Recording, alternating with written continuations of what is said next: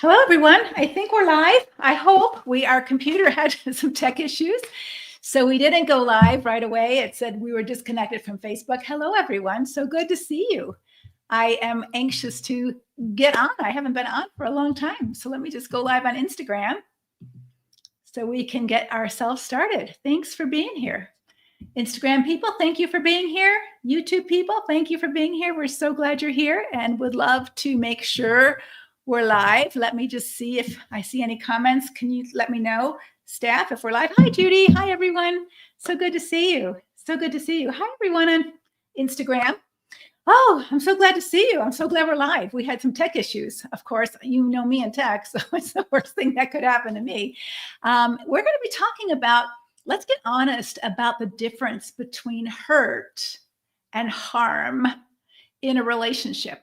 Because when love hurts, sometimes it's destructive, sometimes it's helpful. Love does no harm, but sometimes we get hurt in love. And so what's the difference between love that hurts and love that's harmful, or supposedly love that's harmful? And I would love to hear from you. And just let me update you a little bit. Been doing some busy work this summer. I've been really working on what's healthy and what's unhealthy. And I really have been doing some Instagram stuff on healthy and unhealthy. Can a person be healthy and not godly? Can a person be godly and not healthy?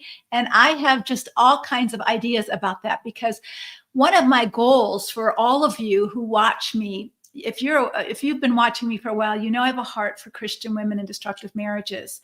And one of the tickets out of this dilemma, ladies, is for you to get as healthy as you can.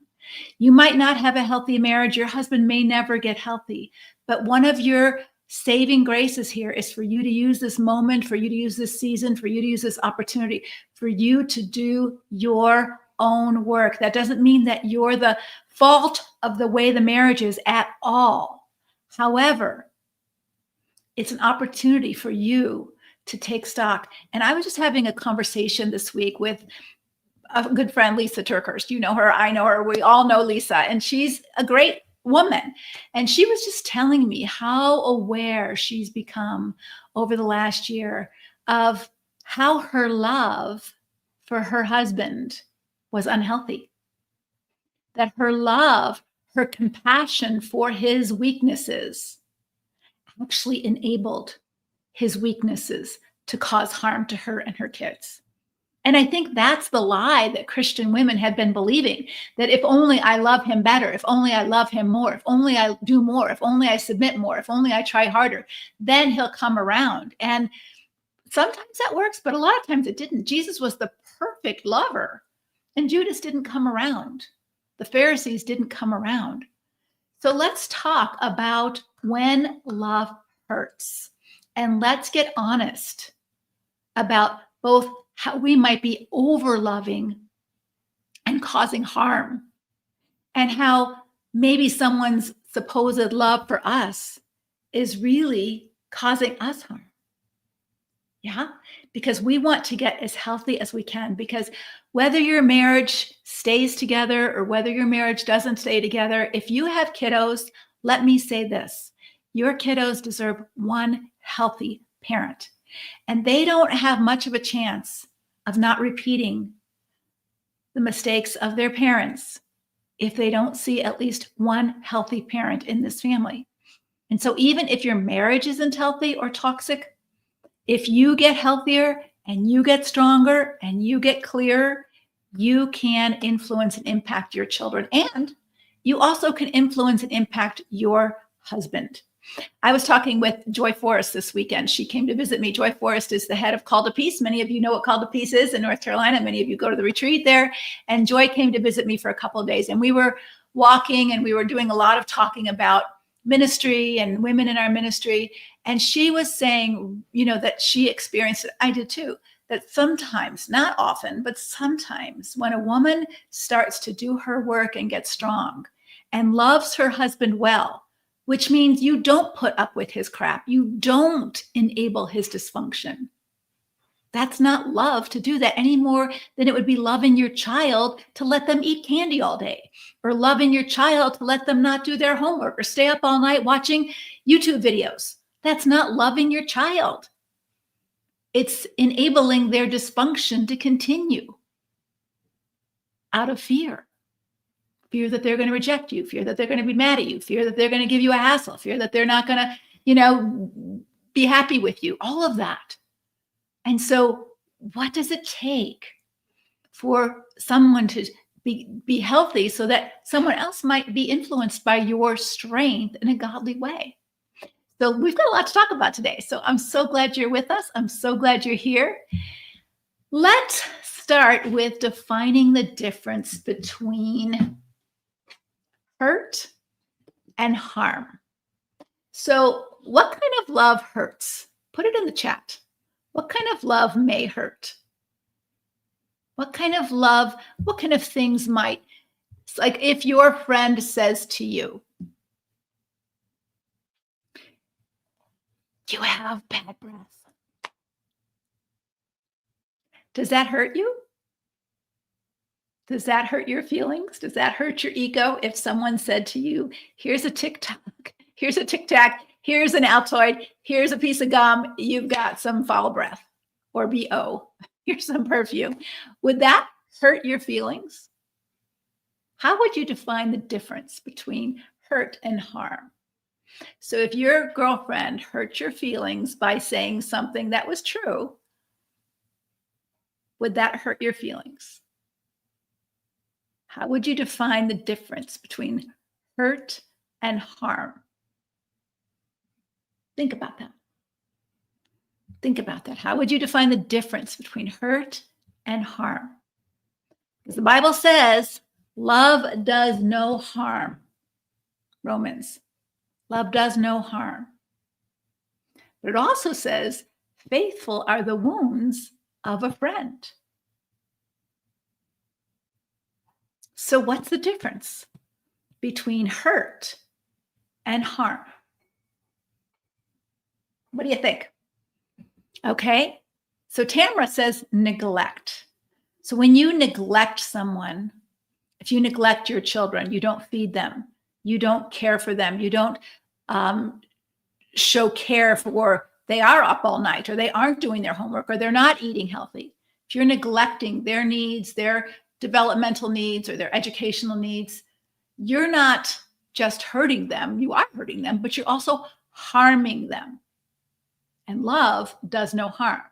So if you truly love someone, you don't harm them, but you might spank your child if you believe in spanking, or you might put them in a timeout, or you might withdraw some privileges, and that might hurt their feelings or hurt their ego or hurt their chances to go to a party because they're being disciplined, or hurt their chances to be a part of a football team because they didn't do right in school and didn't get the grades they needed to participate in extracurricular activities, right?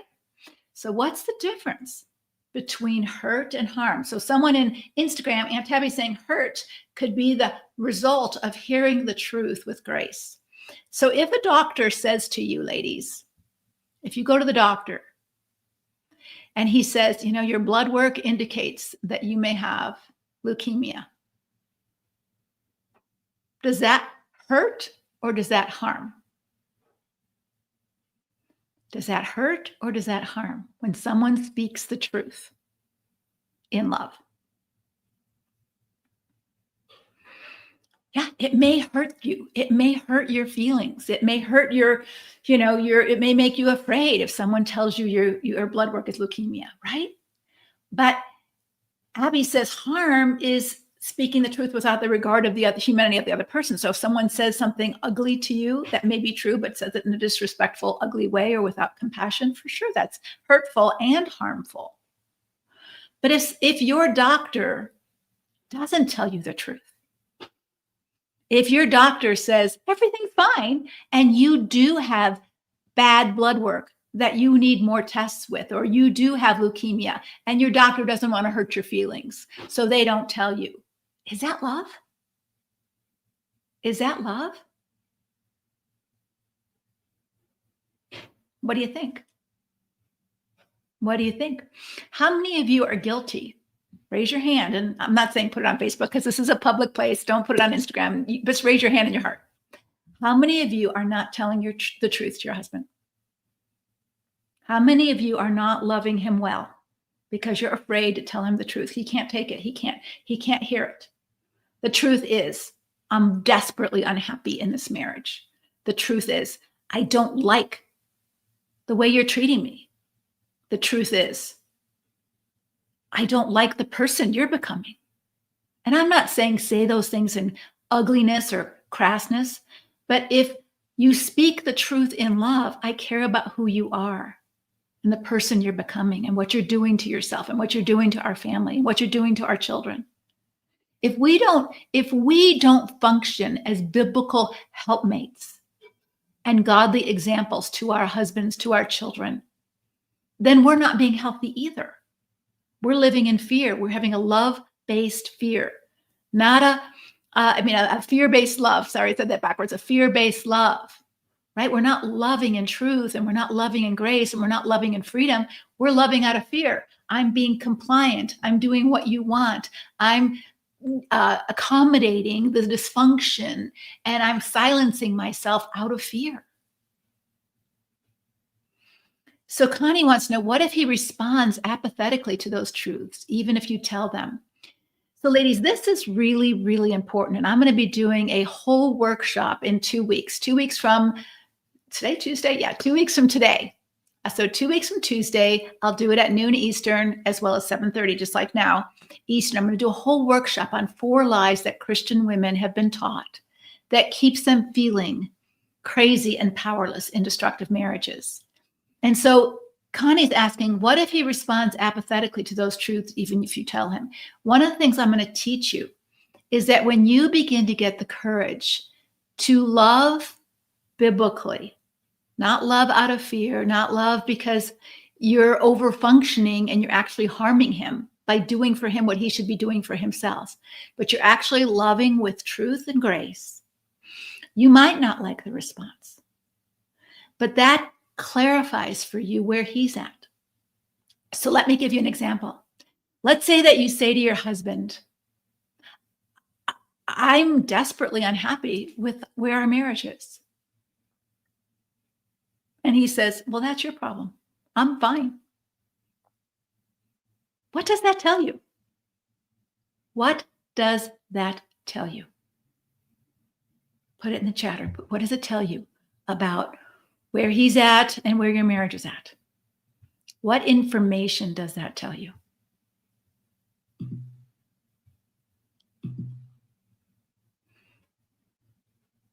What does it tell you? Put it in the chat. Yeah, Tamara says, I've allowed lies for half of my life. Faith says it hurts, but it clears the way to healing. Yeah. So if it tells you that he doesn't care whether you're happy or not, he doesn't care. What does that tell you? What do you read from that information? This is really, really important, ladies. Again, if you want to be healthy, we want to unpack this.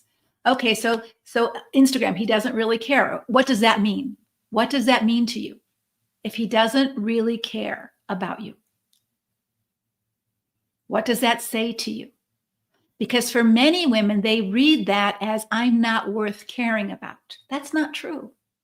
If a mother discards her baby in a trash can when she gives birth to it, that doesn't say anything about the value of the baby. She doesn't care, obviously. She's not healthy, obviously. But the baby is a gift from God. The baby is a precious human being. And so many of us, when our husband tells us, I don't really care how you feel, or they demonstrate that with their actions, we take it as a statement about our worth. I'm not worth caring about. I'm not worth loving. I'm valueless. I'm worthless, because we've put all of our eggs in his basket of who we are and our identity. And what does that do to who we are? You see, God doesn't call you to do that. Even as a good Christian wife, he doesn't call you to let your husband define you. God defines your worth. God tells you who you are. And even if your husband doesn't love you, David struggled. Even if your mother or father forsake you, what? The Lord shall lift you up. He still cares about you. He still cares about you. And so the truth is healing, even if it hurts. So if your husband tells you, I don't really care how you feel, that's the truth. And that hurts. But if it harms you in that, oh, this means I'm a worthless person, then you've allowed his words to be God to you, to be the definer of your value and worth. And that's your work to do. You can't change him, but you can change you. Please sign up for this workshop. I can't seem to figure out how to get this banner up bigger, Karen. If you can figure out how to get this banner up bigger, that would be great. Let me see if I can take a moment. I can't talk and do clicking at the same time, or I'm afraid I'm going to click ourselves entirely off. But if you would like to attend the webinar, you can go to leslievernick.com/ all one word, join webinar, leslievernick.com/ join webinar on August 12th to learn more about this idea of how do I get healthy? Because when our marriage is bad and love is hurting and love is harming, our strategy is typically trying to fix him. What do I need to do to get him to care about me? What do I need to do to get him to change? What do I need to do to get him to stop watching porn? What do I need to do to get him to stop lying? What do I need to do to get him to stop being so angry? What do I need? And I'm not saying that's a bad strategy if this is the beginning of things, but so many of you are here and you've been living like this for years and years and years. And love is harming you. The marriage is harming you. And even your own false idea of what biblical love is harming you. And we're going to unpack these 4 lies, because one of the lies is that God wants me to love unconditionally and have this unconditional relationship where I have to suffer and sacrifice. And that's noble. That's godly. And I'm going to tell you different. I'm going to tell you something completely different in this workshop. That when you love that way, not only do you harm him, you harm yourself. Because you are giving a love that's an enabling kind of love, a love that enables his immaturity, his destructive tendencies, his immature sinful behavior to flourish without consequence. How is that loving? Most of us can understand that in terms of momming. You would not allow your child to kick you just because they were upset with you. You would just not allow that. You might validate, I know you're upset that you can't play with your toy right now, or I know you're upset that I won't give you an iPad right now, but you're not allowed to hit me. You would have boundaries. You would say no. You would have limits. You wouldn't just indulge that behavior or be silent about it. That wouldn't be loving your child. But why is it that Christian teaching is that we're to suffer and silence ourselves and call that biblical submission? That isn't it. It's compliance out of fear, not love. And so if we're going to love our husbands and not do them harm by enabling their sinful dysfunction to continue to harm themselves, to harm us, to harm our kids, to harm our finances, to harm our spiritual life, why are we doing that? Why are we allowing that? And so if you'd like to learn what's a different path, what's a different path? It's not just the path of divorce, and it's not just the path of I have to stay and grit my teeth and try harder. I've got a different path for you. And it's walking as Jesus tells us to, speaking the truth in love and noticing how they respond. How do they respond when you speak the truth? How do they respond when you care about them, but in a godly way? Like, because some of you are at the place right now, you don't care about your husbands at all. You hate them. You're still living in a compliant relationship because you're scared and you don't know what else to do. But your spirit is full of anger and bitterness. And that's not healthy either. Not for you, not for the kiddos. And when you stay that way for very long, first of all, you're going to get sick physically. Second of all, your kids are going to start to see you as the angry, bitter woman in the household. And he's going to use that against you, to alienate them against you. And I don't want that for you. And God doesn't want that for you.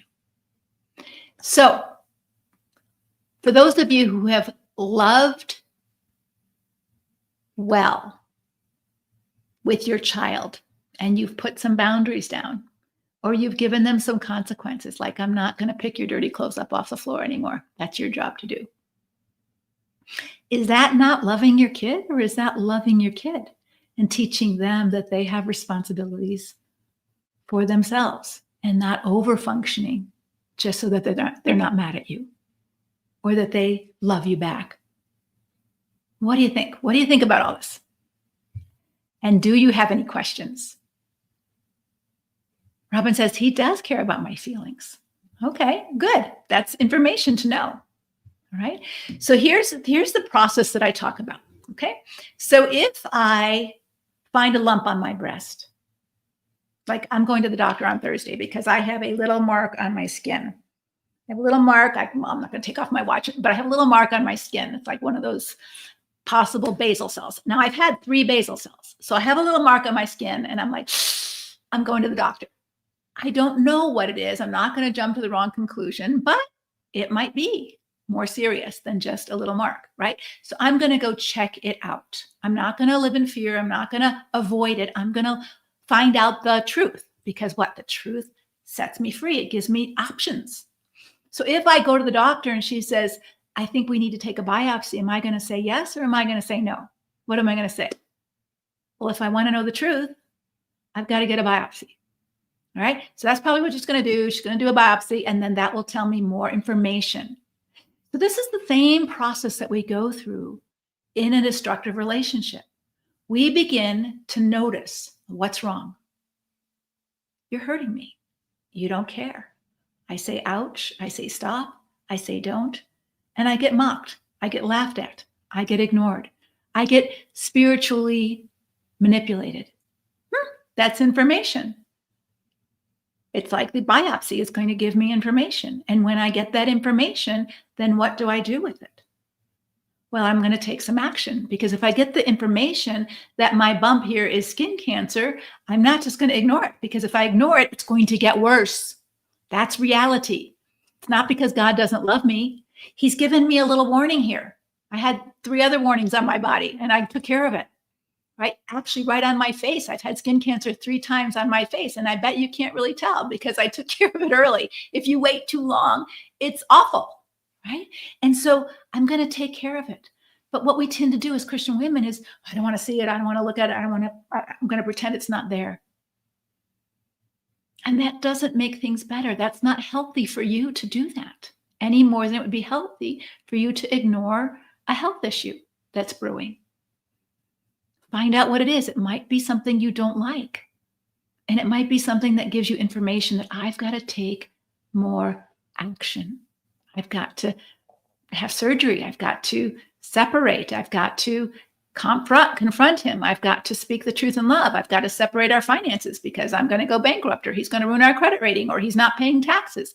If you're not facing the truth of what's going on because you're afraid and the truth is ugly, then your love, not his love, your love is harming you.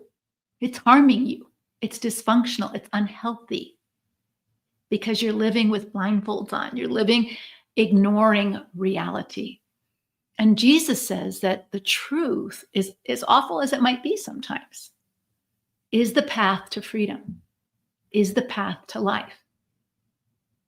You shall know the truth. And he's not just talking about theology, ladies. He's talking about reality. And so when you discover the truth, oh my gosh, I have skin cancer, we could blow that up. Oh my gosh, that means I'm going to die. That means I'm going to be deformed. That means I'm going to lose my arm. It doesn't mean any of that. I've had skin cancer 3 times and you can't tell most of it. I could show you one place where you would be able to tell if I showed you.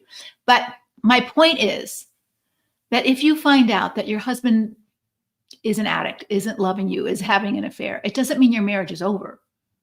But it does mean that if you don't take the appropriate action in a healthy way, it's not getting better.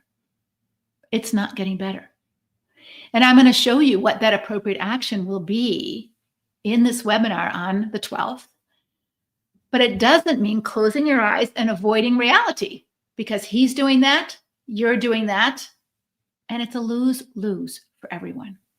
Now, sometimes you don't do it and you do it in an ugly way.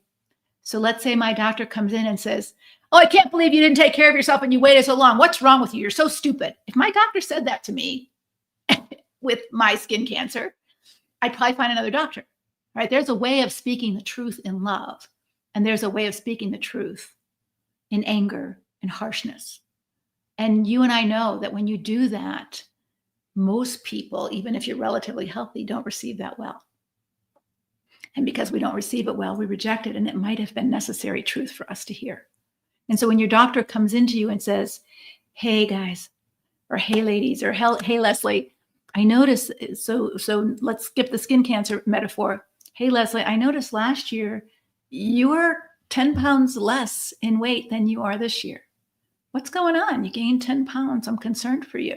That's not like you. I've been your doctor for, 20 years and you've kept your weight off. Is something going on with your life?" Wouldn't that be a kindness? I don't want to gain 10 pounds, and that would be embarrassing for my doctor to talk to me about it. But if I had gained 20 or 10 or 20 or 30 pounds, wouldn't it be a kindness for him to speak or her to speak the truth in love to me than for him or her to ignore it or not talk about it or shame me and say, "What's wrong with you? How come you let yourself get so much overweight this year?" No, truth has to be delivered in love. But if we don't speak the truth in love to someone who we say we're loving, our child, our husband, someone who we're in a relationship with, then we're harming them. Our silence can harm them. Our words can harm them. Their words can harm us too. But we're not talking about them right now because they're not here. I'm talking about us and how we interact in relationships. And so many women that I talk with have suffered their husband's harm in silence. In my book, in the emotionally destructive, not the emotionally destructive marriage, but in the emotionally destructive relationship, I shared this story. I think it was in that book that I'll share with you. So I had a counseling client in my office at the time, and she had no boundaries. She was allowing people to harm her. She was allowing her husband to harm her. She was allowing her adult children to misuse her and abuse her verbally and financially. She was thinking that love always says yes and never says no. She had no boundaries. She had no backbone. She had no real self. She was a functional robot. She allowed herself to be used and misused, thinking that that was virtuous. And she was dying inside. She was in counseling. So I was trying to teach her these concepts, and she just wasn't getting it. So this is what I did to her. She knew I cared about her, but I scooted up close to her in my chair, just like I'm going to scoot up close to you if you were my client sitting in my office. And I started to gently kick her in the shins. And she did nothing. She just looked at me like, "Leslie, are you losing your mind?" But she didn't say, "Stop it." She just let me kick her. So I started kicking her a little harder. And I said, "What's your response to how I'm treating you right now? What's your response to how I'm treating you right now?"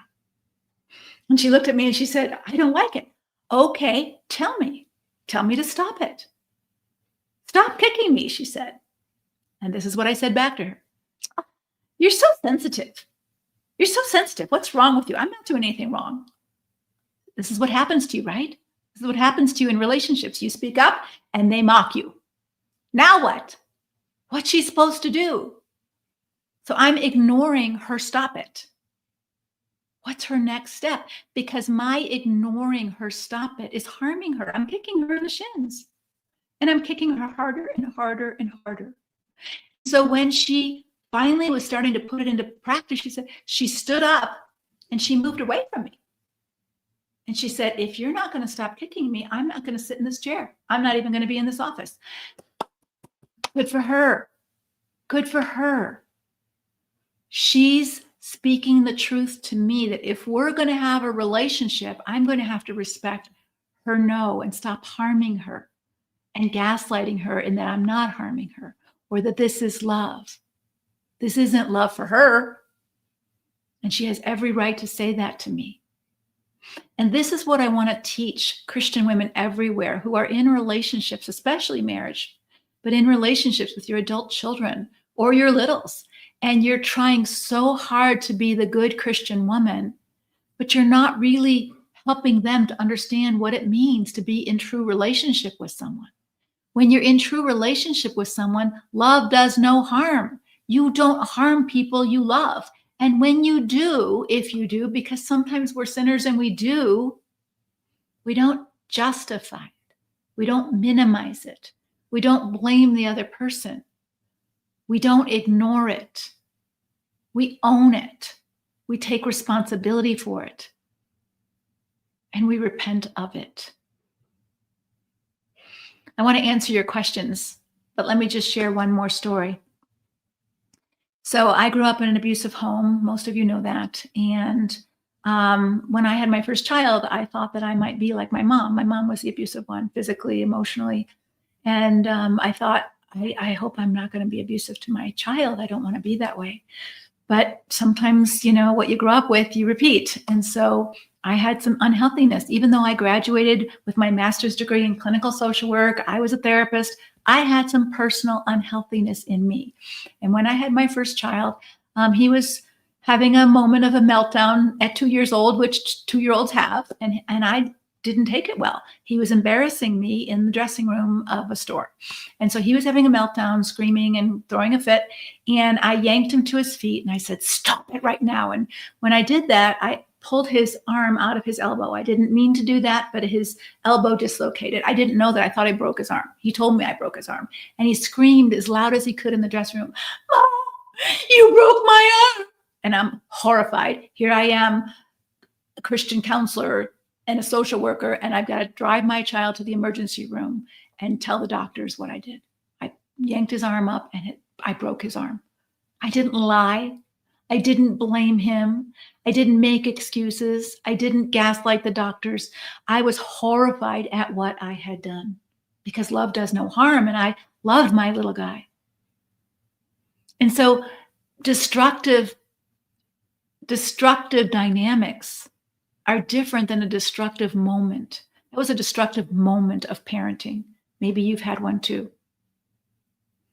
And when you're in a destructive moment, whether it's in a relationship of marriage or whether it's in your parenting or even in a girlfriend relationship, if you're healthy, you own it. I said something I shouldn't have said. I did something I shouldn't have done. I have harmed you, and I am sorry. I own it. I take responsibility for it. And I do whatever I have to do to not repeat that. Because if I keep repeating the same thing over and over again, then I'm not learning from my mistakes. And I'm continuing to harm someone I say I love. So a healthy person makes mistakes. They may do something destructive or even abusive. And that may totally end the relationship. Sometimes it does. But when we're talking about destructive dynamics, when someone's regularly harming you and you're letting them, that is not love. That's a codependent enabling.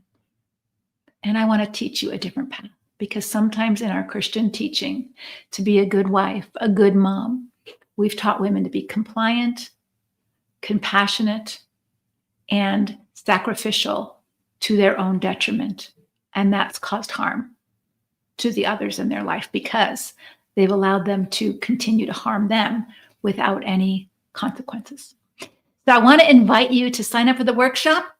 Some of you have gotten the link from the chat Instagram. It is at www.leslievernick.com/join webinar. At the webinar, you're going to have an hour's worth of teaching from me. I'm going to give you a workbook. I'm working on the workbook right now. So the workbook is going to be pretty amazing. It's going to be about 6 or 7 pages. You can see I'm doing a lot of work on creating this workbook for you. So you're going to be able to download that. It'll be right there for you. I'm going to do the teaching on this whole topic of what are 4 lies that Christian women believe that keep them stuck and powerless in their relationships. And if it's not a marriage, it might be an adult parent. Like my relationship with my mother was toxic for a long time. What is it that you can do differently? You can't change them, but you can change your dance steps in this destructive relationship dynamic. And for too long, Christian women have been fed a bunch of lies about the next right steps that have actually made the relationship worse and caused more harm. And I want to counter that with some biblical truths that will set you free. So sign up. If you have a friend who wants to sign up, it's not going to be on Facebook. It's not going to be on Instagram. It's not going to be anywhere on social media, so that you have the freedom to be in the chat and say what you want without worrying about anybody copying that chat or anybody seeing that chat. I mean, people who sign up will see that, but you can go into the chat with an anonymous name and you don't have to put your name in the chat, but you can ask your questions and get your answers in that session. And so we'll be there for 2 times live. I will be teaching for about 45 minutes or so. Then we're going to open it up to Q&A. And one of my coaches will be on the line with me to answer your questions. And we really want you to get clear on what is this third path. It's not just shutting down and complying. It's not just blowing up and leaving. There's another way that God calls us. What do we do? How do we speak the truth in love? How do we set boundaries? How do we grow ourselves strong enough to be able to do that and not be devastated by our spouse's lack of love for us or our parents' lack of love for us? We want them to love us. Of course we do. I did. But my mother never did. Even at the end, she confessed she never did. She said, "I'm sorry. I didn't know how." Not you weren't worth it. And she didn't know how because she had a bad childhood. And so we pass these things on generationally, and it can stop with us. It can stop with us. So sign up for the workshop, and I want to go to some questions right now before we close. But before we do our questions, what is your biggest takeaway from today? What is your biggest takeaway? What is God saying to you about what I've just said about the difference between hurt and harm? Love does no harm. Love does hurt sometimes, true love.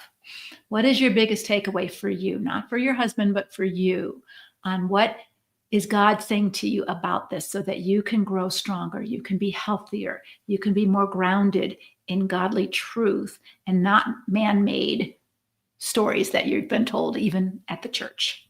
What's your biggest truth? What's your biggest takeaway? Yeah, Robin says he does care about my feelings. And I hope that's God. I hope that's God cares about your feelings. And if your husband doesn't care about you, that's really important information. How do you do relationship, especially marriage? How do you kiss someone and stay with someone who doesn't care about you? How do you share finances and children in a bedroom with someone who doesn't care about you? We'll talk about that at the workshop. And Sue, I hope you can make it live as well. I'm going to be offering a special thing if you show up live, because there's so much noise on the internet right now. It's really hard for people to set aside that time. But the special gift I'm going to give you if you sign up and come to the webinar and come and show up live is I'm going to pick one of you from the noon session as well as from the 7:30 session. And one of you is going to receive a 45-minute consult with me all by yourself. We'll do it on Zoom or we'll do it on the phone if you prefer. However you want to do it, wherever you live, we will do a consult for 45 minutes. That I don't do anymore. I don't offer those. I don't let people even pay for those because I do my time is valuable and I do things with my time that other things. But I thought, this will really help people to come and show up, because this is so important to me, to really help Christian women understand what God really says about marriage and relationships and the 4 lies that you have been taught. And as a Christian counselor, I taught for a while until God smacked me upside the face and showed me different, that this isn't biblical, what we've been taught and what Christian counselors still teach you as a woman to do if you're in a destructive marriage. So I hope that you come. I hope you sign up. And what are your takeaways? Put it in the chat. And let me see some questions. All right. Here's a question. If the pattern is repetitive, and there is no interest on his behalf to do the work to change in the marriage, when is it time to make a decision? That's where my confusion comes. So I think this is a really good question, and we'll be talking about this in the workshop. But the first decision is, I have to accept that he's a human being who has a right to choose. And he doesn't choose to change. He doesn't choose to engage in getting healthier himself, of repairing the damage that's been done to trust and safety, our relationship. So now, if I accept that truth, I might not like it. Just like if I accept that I have skin cancer next, I may not like that I have it, but I have a next step. What's my next step? I'm going to have surgery to have it removed, right? So if you accept his choice, I don't want to work on myself. I don't want to change. I don't want to be more invested in this relationship, making repairs or rebuilding trust. I don't want to do any of that. Then what's your next right choice? And I'll be laying that all out in a very specific way in the workshop so that you can really have kind of a roadmap in which to take and get the support and help that you need to take that if you like that support and help. But I think it's really important that we understand that every piece of information that your husband gives you helps you with your next right step. So if he's saying, I'm not interested in being any different than I am, so I don't mind being a porn addict, or I don't mind being an alcoholic, I like my life just the way it is, then you have to decide, how does that impact me? What kind of damage does it do to me?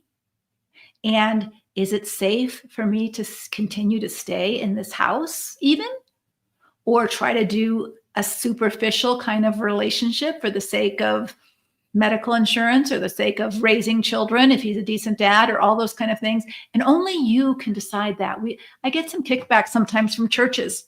Pastors will say, you need to tell them that they have to stay. No, that's not my job. I don't have to tell you anything. I just have to tell you the truth of what God says. And one of the lies that Christian women have been told is that God hates all divorce. That's not true. He doesn't want you to get divorced if you can help it, but he doesn't hate all divorce.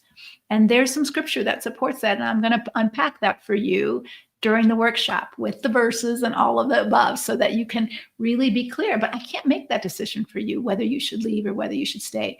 But I do know that as you get stronger and you can speak the truth in love, what might be possible if you said to your husband, so I accept that you don't want to change, that you want to be an addict, or you want to drink, or you want to watch porn, or you're going to have affairs and you're not going to tell me. And I don't think I can partner with that kind of person. If that's the kind of person you want to be, I don't really want to do life with that kind of person. Are you allowed to say that? Are you allowed to say the truth? And what might happen if you put that cold water in his face? These will be the consequences. Not in a threatening kind of way, but in a reality kind of way. Just like if my doctor says to you, if you don't want to get surgery on your arm, this is what's going to happen. This is going to get really ugly, and you're going to have this and this and this. Well, I can still make that choice, right? But if I don't know what the consequences are going to be, or what the outcome is going to be if I ignore reality, and so often we as Christian women suffer in silence, and we get sicker and sicker and sicker, and the marriage gets sicker and sicker and sicker, and our children get sicker and sicker and sicker, and we think that's a noble sacrifice. Is it? Is it? Is pretending to keep a marriage alive? Lisa has a great metaphor. She says, if you're doing CPR on a dead marriage, or a dead person even, there's a time to call it. Right? The information. So CPR is great. Do CPR in your marriage if you can, and I'll show you what that might look like. But there's a place to say, patient's dead. We have to accept reality. The marriage is dead. He doesn't want to do marriage. He might want a mother. He might want my money. He might want me to do things for him, but he doesn't want a relationship. What does that mean to you? And what is your next right step? And those are the things we want to help you understand biblically, psychologically, emotionally, and spiritually as we go through this webinar. Okay, so I hope that helps you. So the confusion comes from not knowing your next right step, but knowing that every step is information. So when you speak the truth in love to him and he says, I don't care, that's information. Now what am I going to do? I know he doesn't care about me. I know he doesn't want to change. Now what's my next right step? Maybe I need to prepare to work full time because this marriage isn't going to last. Okay, maybe I need to go back to college. Maybe I need to start thinking about getting stronger and healthier myself because he doesn't care about me. I have to care about me, right? That might be your next right step. Right? And I can't make those decisions for you, but I can show you how to make them. All right, next question. What do we do with those responses, the unhealthy ones by our husband? We see them as information, right? You cannot change him. And that's the false promise that Christians make, is that if you are the perfect wife, he will change. And that is not true. And the reason I can say that with all authority is that Jesus was the only perfect person that ever lived. And he didn't change Judas. He didn't change the Pharisees' mind, most of them. He didn't change, the 10 lepers. Only a few came back to thank him. So he didn't impact or change everybody, and he was perfect. He didn't change Pilate. And so don't put that burden on your back, and don't let another Christian person put that burden on your back, that if you are the perfect woman, that's going to save your husband. It's not. Jesus didn't fix everybody. He didn't change everybody, and he let them make their own choices.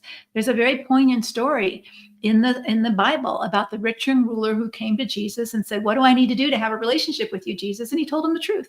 "Give up your money and come and follow me." And he says, "Oh, I don't think I want to do that. That's information." And Jesus didn't say, "Okay, well, whatever, we'll have a relationship." And he said, "Okay, that's fine. You don't want to have a relationship. Bye." And he didn't quite say it that way, but it said he looked at him and loved him and let him go. Oh, really? Love can let someone go? The prodigal father let his son make a bad decision. "I want to go and spend all your money, Dad. Give me my inheritance ahead of time." And he let him. Oh, really? Is that love, that we let someone who's an adult make their own decisions and experience the consequences of those choices? We don't do that as Christian women. We start trying to cover, enable, fix, put all kinds of pillows around them so the consequences aren't as harsh. Maybe they need the consequences to really wake them up. We'll talk some more about that at the workshop. All right. How do you set a boundary for indifference? So this would be it. So we get really confused on boundaries because we think we can set a boundary on him. "You can't be indifferent. This is what you have to do to help me." If they're giving you information that they don't care about you at all, then the boundary that you set for yourself is, "I don't ever count on them for help. I don't count on them for support." That's not. So when my mother was, she was either abusive or indifferent. When she was indifferent to me, she would not be someone I would call for support, for help, for money if I needed college money. I didn't even invite her to my wedding. So the boundaries are what you're going to do and what you're not going to do based on the information you have. So knowing he is indifferent, here would be a boundary. I'm just going to make this up for me. This would be my boundary. If my husband was indifferent and he wouldn't talk to me, or he wouldn't do anything with me, or he wouldn't make a decision, or he wouldn't make any plans, or all of that, I would say to myself, my boundary is, I will give him an opportunity to make a decision with me. So, hey, the kids need $500 to sign up for soccer camp, and I'd like to have a conversation with you about it. And he won't have a conversation with about it. Then I'll make the decision, which is unheard of in Christian teaching. It's like you have to sort of remain a victim to his indifference and his inability to make a decision, that you can't make a decision. So my boundary is, I'll wait 3 days. If he refuses to engage with me in a decision, I'm going to make the decision. No guilt, right? He doesn't want to partner with me in this, I will make the decision. So that's my boundary. So boundaries are about what you can control, not what he can or cannot do, right? Here's another example. If my husband smoked and I didn't like it, I can't change his smoking. Or if my husband drank alcohol and I didn't like it, I can't change his smoking, but I might say, when you smoke, I'm not going to kiss you because I can't stand that I can't stand smelling it. I can't stand being around it. So I choose not to kiss you if you've been smoking. I choose not to spend the evening with you if you've been drinking too much. I choose not to have sex with you if you're drunk. I can choose that. I don't have to say I have no boundaries on your behavior. I can't change your behavior, but I can change mine. That's what a boundary is. And we talk a lot about that in our coaching group, which we'll talk about at the workshop, Walking in Core Strength, which will be opening up in September if that's something that you need. Okay. All right. Let me answer a couple more questions before we end for today. We're going to be doing another Facebook Live tomorrow at noon Eastern time. And that Facebook Live is going to be on what if God is calling you to more courage, not compliance. It fits nice with this conversation, doesn't it? Because it's scary to set boundaries. It's scary to speak the truth in love. It's scary to not be so compliant and call it biblical submission, which it's not. Compliance is done out of fear. Biblical submission is done out of strength, right? It's a very different thing. And so tomorrow, show up at noon, and Coach Susan and I will be talking about that. So let me answer a couple more questions. What do you do when they do none of those things? I'm so ready to leave. Mine told me yesterday He doesn't want to do any of this. He says he will be happier without me and wants me gone. Okay, so that's information for you. And as that's painful information. It's like saying that you have stage 4 cancer, right? The marriage is dying and probably going to die. That's painful information. But don't kid yourself that you can fix his mind. You can't. And so I would begin preparing for the end of your marriage. That's what you need to do. You are not to create this heroic, sacrificial, I'm going to cling to his robes. Please love me. Please love me. Please love me. That's not what God calls you to do.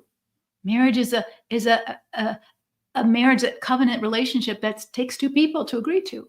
And if he's saying, I don't want this anymore, believe him. Believe him and get yourself prepared to be alone.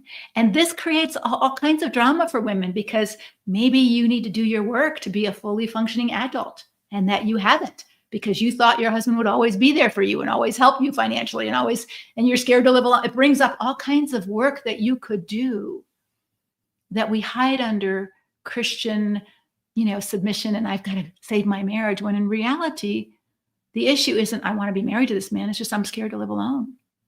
And if he's telling you, it says in the Bible, if someone wants to leave, let them go. Don't beg someone to love you. It's disrespectful to yourself.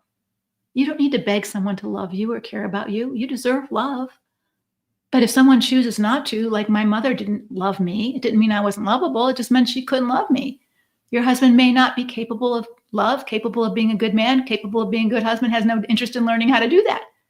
Well, don't, it might be the best thing that could ever happen to you, but it feels scary and terrifying and painful for sure. But your next right step is to take that information as, he doesn't want to be with me. Now what's my next right step? Not to beg him to change his mind, but to prepare to be without him. What do I need to do that? What kind of boundary to set if a husband truly loves God and family and is ashamed of his porn addiction and rage, but won't take any steps to heal from whatever is causing these problems? So this requires some boundaries and some love for you. So Galatians 6:1 says, if any of you are caught in a trespass, you who are spiritual, in a spirit of gentleness and humility, help them. And so I might say to my husband, boy, I see that you're really wrapped up by this. I see that you're full of shame and self-hatred, and I'm not judging you. But I can't continue to live with this pattern. That's your boundary. And you are caught in a trespass. And we've been through the merry-go-round a couple of times of you saying you'll change and you don't have the strength, or there's something else going on inside of your childhood wounds or whatever it is. And I have a lot of compassion for that. But if you're not willing to get the help for that, I can't continue to let that impact me in such a negative way. Right? And the children. And I think and I don't know if it's impacting you and the children. So you have to speak the truth about that. But I'm saying that I think that we can speak the truth in love and have a lot of compassion, but sometimes the consequences are what wakes someone up. It's not the words. It's not like, yes, I have a porn addiction, but sometimes when you know that you're going to have consequences for something, it motivates you. Sort of like April 15th. If I don't pay my taxes by April 15th, I've been procrastinating. And if I don't get them in by April 15th, I'm going to have a consequence. I'm going to have a penalty. And so that motivates me to get it in. And so I'm not saying use it as a weapon. I'm saying use it as reality. April 15th is coming and I'm not willing to go any longer than this. If you're not willing to get help, I accept that, but I won't live like this. And I think you as an adult woman has a right to say that. I won't live like this. This isn't healthy for me or the children. And if he chooses not to do his work, then the consequence might be, I won't, just sort of like if you had toxic mold in your house and he wouldn't pay for remediation because he was a cheapskate and he agreed that, as you were getting sicker and sicker, you might have to say, you know what? I'm not living like this. I have to move out. I'm getting too sick. And I don't believe that's being ungodly. I believe that's being a good steward of you and your life and being responsible for stewarding your welfare and your well-being. And we can unpack that some more at the workshop. All right, so we are out of time and Instagram will cut me off if I don't say goodbye to you guys. So I'm so glad that you're here. I'm so glad to see you. And I see a lot of you saying you're going to join the workshop, and I can't wait to see you there. And it'll be a private space. So please sign up at www.leslievarnick.com/join webinar, all one word. And if you have trouble finding it or whatever, just go to assistant@leslievarnick.com and say, hey, I want to sign up for that workshop and I can't find it. And you'll be able to get there at assistant@leslievarnick.com. And customer service will help you sign up. All right. So don't forget to come tomorrow. We'll see you then at noon Eastern time. And we're going to be talking then about what might it be like if you were having God give you more courage instead of praying for more compliance to dysfunction and unhealthiness. All right. So take care. God bless. And I'll see you tomorrow. Bye-bye.